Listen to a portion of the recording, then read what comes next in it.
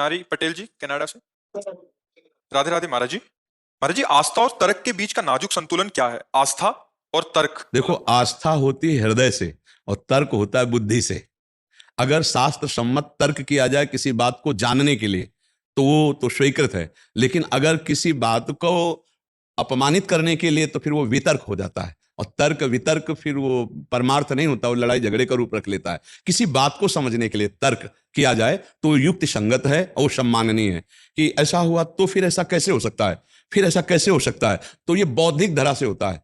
और जो आस्था होती है कि ऐसा ही है, वो दोबारा प्रश्न नहीं करेगा, वो पहले उसका अनुभव करेगा कि जितना कहा है ऐसा है, तो उसको हम पहले अनुभव करते हैं, फिर इसके बाद वो प्रश्न उठेगा। लेकिन तार्किक पुरुष का होता है तुरंत प्रश्न उठ जाएगा, ऐसा है तो फिर, क्योंकि वो बौद्धिक स्तर से है और वो हृदय से है। और प्रेम राज्य में प्रवेश हृदय से होता है, बुद्धि से नहीं। इसलिए तर्क प्रधान जो बुद्धि होती है वो फिर ज्ञान मार्ग में भले चले जाए, प्रेम मार्ग का अधिकारी तार्किक पुरुष नहीं होता, आस्था वाला ही होता है।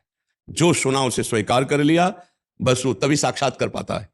नहीं तो भवानी शंकरो वंदे श्रद्धा विश्वास रूपिणो याभ्याम बिना न पश्यन्ति सिद्धा स्वांता स्तमीश्वरम। बिना श्रद्धा और विश्वास के हृदय में स्थित परमात्मा का साक्षात्कार कहां कोई कर पा रहा है? इसके लिए तर्क की जरूरत नहीं, इसके लिए आस्था की जरूरत है, विश्वास की जरूरत है। पर जो बौद्धिक स्तर के होते हैं, बिना तर्क की कसौटी पर कसे बात को समझ नहीं पाते, क्योंकि आस्था नहीं, उनके हृदय में तर्क होता है। तो आस्था और तर्क में बड़ा अंतर है। आस्था हृदय प्रधान होती है और तर्क बुद्धि प्रधान होता है। किसका प्रश्न था? महाराज, जिनका एक और है कि जिनको हमने देखा नहीं है उन पे विश्वास करना, और जो अंधविश्वास आजकल है, तो इन दोनों की क्या रेखा है? जिनको देखा नहीं, किनको बोलना पड़ेगा ना? अदृश्य। नहीं, किनको आप हमें बोल लो ना कि जिनको का मतलब आप किससे ले रहे हैं? भगवान से ले रहे हैं? किससे ले आए? आपने अपने को देखा है? आप अपने पर विश्वास करते हैं? आप अपने को देखा है? तो जैसे आप बिना अपने को देखे विश्वास कर रहे हैं कि आप हैं, अभी तो अज्ञान से आप अपने को स्त्री मान रहे, लेकिन आप हैं ना, कुछ भी हैं, आप हैं ना, आप मानते हैं ना अपने को। ऐसे वो है जो तुमको पैदा किया है, जो जिसके तुम अंश हो। शरीर को पैदा करने वाला पिता, और पिता को पैदा करने वाला भी पिता, और सबका परम पिता कोई है ना? तो जैसे तुम हो, अपने को जाना नहीं फिर भी मानते हो, ऐसे मान लो तो तुम जान जाओगी। और जब जान जाओगी तो तुम और परमात्मा दो नहीं निकलेंगे, एक है। जानत तुम्हें हो जाए। तो इस बात में तो आप फेल हो कि हम बिना जाने प्रीत कैसे करें। तो आप अपने को जानते हो। कै साल का शरीर है तुम्हारा? 47 साल हो गए 3.5 हाथ के मकान में रहते हुए, कभी एक सेकंड अपने आप को नहीं जाना। जाना है आप अपने को? तो फिर आप कितनी बुद्धि रखती हैं परमात्मा को जानने की? आप ये कैसे कह सकते हैं कि मैं उसको कैसे मानूं जिसको देखा नहीं? आप अपने को नहीं देखा तो आप मान रही हैं कि आप हैं, और आप ये भी मान रहे हैं कि ये ढांचा आपका नहीं है, ये जलेगा मरेगा। एक समय तुम थी बच्ची, आज थी जवान, धीरे धीरे वृद्धावस्था, धीरे धीरे मृत्यु, तो ये जलेगा ना। जैसे दूसरों को जलता है ऐसे जलेगा। तुम जलने वाली नहीं हो, तुम्हें अग्नि नहीं जला सकती, तुम वो हो। नैनम छिन्दन्ति शस्त्राणि नैनम दहति पावकः न चैनम क्लेदन्त्यापो न शोष्यति मारुता। तो तुमने अपने को देखा नहीं? देखा तो तुम परमात्मा को कैसे जान जाओगी?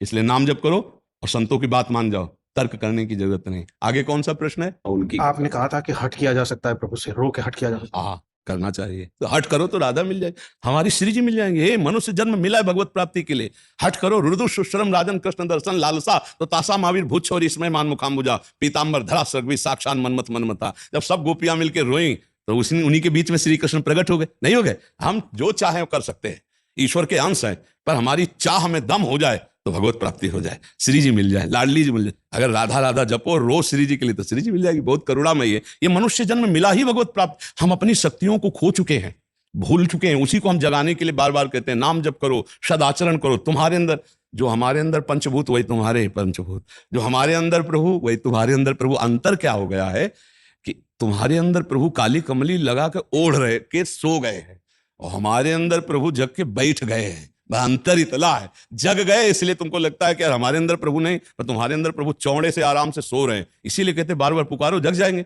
जैसे कोई बहुत सो रहा हो और वो पुकारो कृष्ण कृष्ण कृष्ण हरे कृष्ण, तो कहे क्या बात है? तो बोले उठो प्रभु अब जागो, तो भय प्रकट कर पाला दील दयाला, यही भगवान प्रकाशित हो जाते। बहुत मस्त रहो, बहुत आनंद का विषय है। देखो, हम एक दोस्त की तरह बात करते हैं, हम कोई ऋषि मुनि महात्मा की तरह बात नहीं करते। हम तुम एक ही बाप के संतान हैं, बस हमारा मार्ग थोड़ा पिता की गोद तक था और आपका माया की गोद की तरफ बढ़ गया, इसलिए थोड़ा अंतराय बन जाता है। नहीं, हम तुम सब एक ही पिता के संतान है, और हम तुम सब में मटेरियल भी एक ही है, बाहर और भीतर। भीतर से अंश परमात्मा तत्व एक और बाहर से पंचभूत एक। बोलो अलगाव क्या है? कुछ अलगाव नहीं। अलगाव माना हुआ बस मिटा दिया जाए तो हम तुम एक हैं। कोई अंतराय नहीं है, ना कोई जाति पक्ष है, ना कोई कुल पक्ष है, ना कोई देश पक्ष है। हम सब एक परमात्मा के एक जैसी संतान है। अंतर ही हो गया कि कोई परमात्मा से विमुख होकर माया में और कोई माया से विमुख होकर परमात्मा में। जो परमात्मा के सन्मुख है वो महात्मा, और जो माया की तरफ मुड़ गया वो दुरात्मा। बस अंतर इतना ही बकाया, आत्मा दोनों में है, दुरात्मा और महात्मा, आत्मा दोनों में है। वो आत्म तत्व परमात्मा का अंश है। इसलिए अपने को ऐसा तो देखो मत कि हम कहां प्रभु को प्राप्त कर सकते हैं, निश्चित प्रभु को प्राप्त कर लेंगे। महाराज जी, क्या वेश धारण को ही महात्मा कहते हैं? नहीं, वेश धारण मात्र को महात्मा नहीं कहते, स्थिति को महात्मा कहते हैं। जो परमात्म चिंतन परायण है और सद आचरण करता है, माया जनित काम क्रोध लोभ मोह मद मत्सर इस पर विजयी है, उसी को महात्मा कहते हैं। महात्मा गृहस्थी में भी हो सकता है, विरक्ति में भी हो सकता है, और दुष्ट गृहस्थी में भी हो सकता है और विरक्त भेष में भी हो सकता है। कालनेय में भी तो राक्षस ही तो था, जो महात्मा का भेष धर के हनुमान जी को रोकना चाहता था, वो राक्षस ही तो था। तो मतलब महात्मा भेष में राक्षस भी हो सकता है, और राक्षसों के यहां महात्मा भी हो सकता है। दैत्यराज हिरण्यकश्यप के घर में बड़ा भारी महात्मा था प्रहलाद जी। प्रहलाद जी जैसा कोई महात्मा था? दैत्यराज के कुल में महात्मा प्रहलाद जी, दैत्य कुल में महात्मा विरोचन, दैत्य कुल में महात्मा बलि नहीं थे। तो हमें आचरण और स्थिति को महात्मा सिखाया गया कि वो जिसके आचरण सही है, जिसकी स्थिति वही है, वो महात्मा है। और जो आचरणहीन है, स्थिति रहित है, वो महात्मा नहीं, वो दुरात्मा है। वो किसी भी वेश में हो सकता है। जैसे महात्मा किसी भी वेश में हो सकता है, ऐसे दुरात्मा भी किसी वेश में हो सकता है। समझ रहे हैं ना? तो महात्मा एक स्थिति का नाम है, ना कि केवल भेष का। और भेष है स्थिति है तो क्या कहना, और भेष है स्थिति नहीं तो दम्भ है, पाखंड है, नाटक है। कितने ऐसे महात्मा हुए जो गृहस्थी में, क्या भाई जी से हनुमान प्रसाद पोद्दार जी को भारत का सबसे बड़ा महात्मा नहीं माना गया? आप विचार करके देखो, धोती कुर्ता और पति पत्नी पुत्र परिवार वाला सारा लीला। हमारी गोपियां, ब्रज गोपियां क्या महात्मा नहीं मानी गई? तो पति है, पुत्र है, परिवार है, घर है, गृहस्थी है। और कोई बैरागी थी क्या प्रगट में? थी तो गृहस्थी। और बड़े बड़े परमहंस सुखदेव जी जैसे उनकी गाथा गा रहे। तो महात्मा का मतलब भगवत चरणारविंद में निरंतर जिनकी स्थिति है और जो काम क्रोध लोभ मोह मद विजयी है, वही महात्मा। चाहे वो स्त्री हो, चाहे पुरुष हो, चाहे गृहस्थ हो, चाहे विरक्त हो, उसी को महात्मा कहते हैं। देखो विभीषण जी गृहस्थ में है और विभीषण जी राजमंत्री हैं, रावण के भाई भी हैं, राजमंत्री हैं। और भगवान कह रहे तुम सरीखे संत प्रिय मोरे धरो दे नहीं आन, तुम्हारे जैसे महात्माओं के लिए मैं अवतार धारण करता हूं, भगवान कहते हैं। तो महात्मा स्थिति का नाम है। महात्मा जिनके ऐसे लक्षण होते हैं जो शास्त्र सम्मत है, उन्हें महात्मा कहते हैं।